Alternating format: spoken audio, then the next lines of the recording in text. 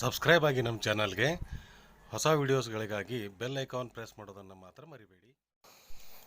ಎಲ್ಲರಿಗೂ ನಮಸ್ಕಾರ.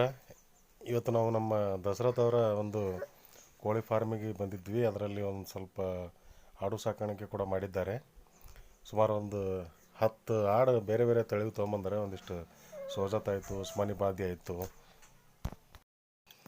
ಸುಮಾರು ಒಂದು 4 ಎಕರೆಯಲ್ಲಿ ನಿಂಬೆಹಣ್ಣು ಮತ್ತು ಆಮೇಲೆ ಹಲಸಿನ ಹಣ್ಣು, ನೇರಳೆ ಹಣ್ಣು, ಮಾವಿನ ಹಣ್ಣು, ಈ ಥರ ಬೇರೆ ಎಲ್ಲ ಪ್ಲ್ಯಾಂಟೇಷನ್ ಎಲ್ಲ ಮಾಡ್ಕೊಂಡಿದ್ದಾರೆ. ಸೊ ಅದರಲ್ಲಿ ಬರುವಂಥ ಮೇವು ಎಲ್ಲ ವಸ್ತು ತಂದು ಈ ಕುರಿಗಳಿಗೆ ಹಾಕಿ ಏನಪ್ಪ ಅಂತಂದರೆ, ಒಂದು ದೊಡ್ಡ ಪ್ರಮಾಣದ ತೋಟ ಇದ್ದವರಿಗೆ ಅಗದಿ ಕಡಿಮೆ ಮರಿಗಳ ತಂದು ಸ್ಟಾರ್ಟ್ ಮಾಡಿ ಅವನ ಮುಂದೆ ಅಭಿವೃದ್ಧಿ ಮಾಡೋದು ಭಾಳ ಒಳ್ಳೆಯ ಒಂದು ಕೆಲಸ.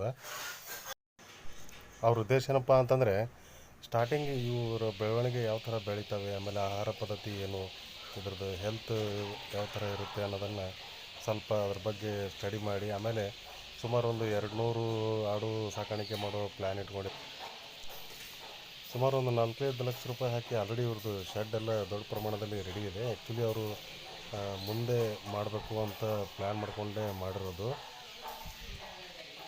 ಎಲ್ಲ ತಳಿಗಳು ಚೆನ್ನಾಗಿ ಹೊಂದ್ಕೊಂಡಿದ್ದಾವೆ.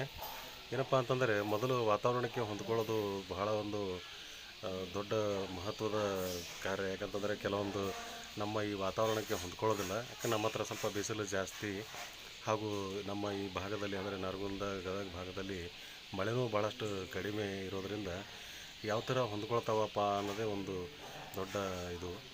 ಈಗ ನೋಡಿ, ಈಗ ಆಲ್ಮೋಸ್ಟ್ ಆಲ್ ಎಲ್ಲ ಇವನ್ ಪಾರ್ಥೇನಿಯಂ ಗ್ರಾಸ್ ಕೂಡ ತಿಂತಾ ಇದೆ. ಅಂದರೆ ಒಂದು ಒಳ್ಳೆಯ ಬೆಳವಣಿಗೆ. ಸುಮಾರು ಒಂದು ಇದುವರೆಗೂ ಅವರು ಒಂದು 10 ಮರಿ ತಂದು ಪ್ರಯತ್ನ ಮಾಡ್ತಾ ಇದ್ದಾರೆ. ಪರವಾಗಿಲ್ಲ, ಇವರಿಗೆ ಒಂದು ಇದರಲ್ಲಿ ಒಳ್ಳೆಯ ಲಾಭ ಸಿಗಲಿ.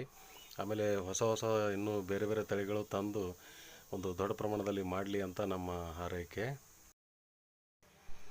ಈಗಾಗಲೇ ಅವರು ಸುಮಾರು ಒಂದು 4,000 ಕಡಕ್ನಾಥ್ ಮರಿಗಳನ್ನು ತಂದು 1.5 ತಿಂಗಳ ಪಾಲನೆ ಪೋಷಣೆ ಮಾಡ್ತಾ ಇದ್ದಾರೆ.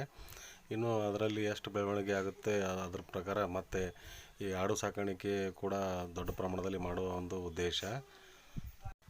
ಈ ವಿಡಿಯೋ ನಿಮಗೆ ಇಷ್ಟ ಆಗಿದ್ದರೆ ದಯವಿಟ್ಟು ಲೈಕ್ ಮಾಡಿ, ಶೇರ್ ಮಾಡಿ, ಹಾಗೂ ನಮ್ಮ ಚಾನಲನ್ನು ಸಬ್ಸ್ಕ್ರೈಬ್ ಮಾಡೋದು ಮಾತ್ರ ಮರಿಬೇಡಿ. ಮುಂದೆ ಮತ್ತೆ ಇನ್ನೊಂದು ವಿಡಿಯೋ ಜೊತೆ ಬರ್ತೀನಿ. ಧನ್ಯವಾದಗಳು.